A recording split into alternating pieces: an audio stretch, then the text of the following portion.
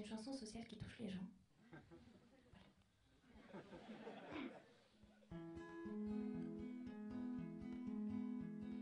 Il était tout petit, ses quelques cheveux faisaient un épi.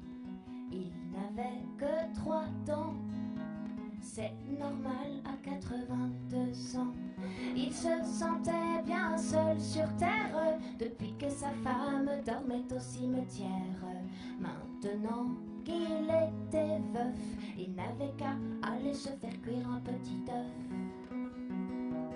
Il rajusta son pacemaker, ouvrit son réfrigérateur et prit tout le nécessaire pour se faire une petite omelette au gruyère.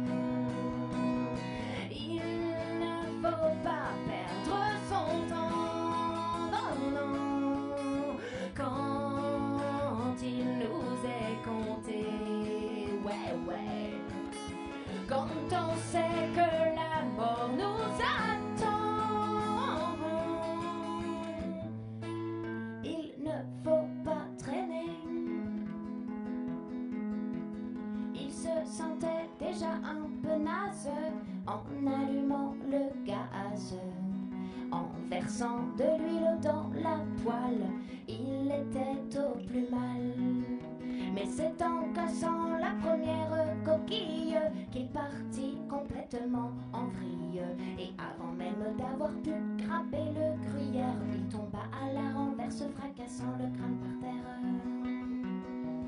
Ses petites dents roulèrent sur le sol, son petit épi se détacha de sa tête molle. Sur sa tombe on écrira: à toi grand-père, à toi le connard qui n'a pas éteint la gazinière.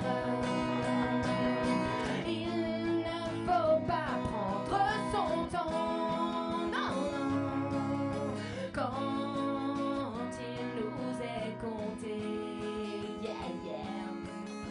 Quand on sait que la mort nous attend, faut pas déconner. La mort d'un petit vieux, c'est triste, mais c'est ainsi. Pour se consoler, on se dira qu'il a bien vécu sa vie.